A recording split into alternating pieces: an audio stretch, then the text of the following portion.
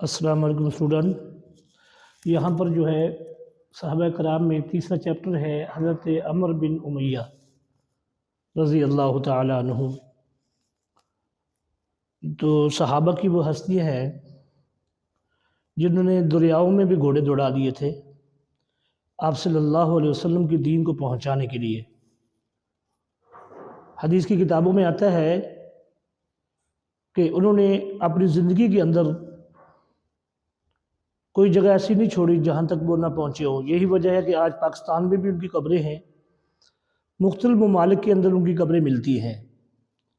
اس کی یہی وجہ کہ وہ آپ صلی اللہ علیہ وسلم کے دین کو لے کر مختلف شہروں میں، مختلف ملکوں میں اور مختلف قبیلوں میں گئے وہ۔ بلکہ ایک صحابی کے بارے میں یہ بھی آتا ہے کہ اس نے اپنے پاؤں جو ہے گھوڑے کے سمندر میں ڈالے اور ڈال کر کہا کہ اللہ، اگر اس کے بعد بھی اس نبی کی امت کوئی رہتی ہے جن تک دین نہیں پہنچا تو ہمیں یہاں سے ہمیں اس کا علم ہو جائے کہ آگے ہے کوئی ایسی امت موجود ہے جن تک اللہ کے نبی کا دین نہیں پہنچا، ہم وہاں تک بھی جانے کے لیے تیار ہیں۔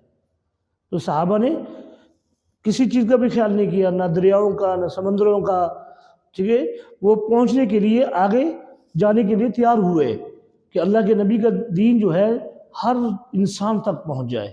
تو یہ صحابہ کی ہستی ہے جو ہمیں یاد رکھنی چاہیے، ان کے بارے میں ہمیں پوری معلومات ہونی چاہیے۔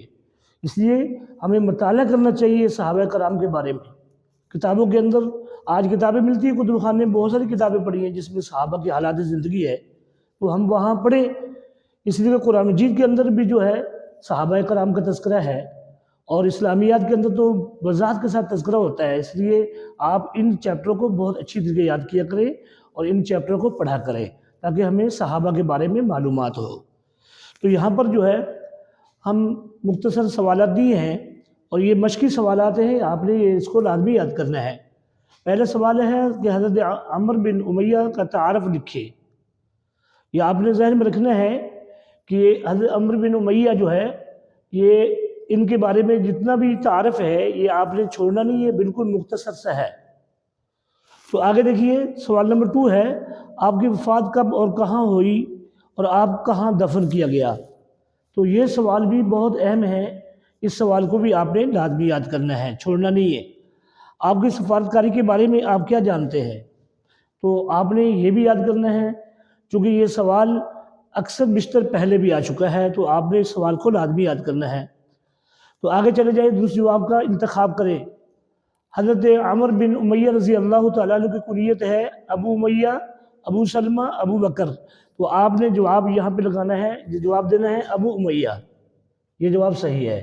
تو آپ نے یہ یاد رکھنا ہے۔ سوال نمبر 2 ہے، آپ نے کس غزوہ کے بعد اسلام قبول کیا؟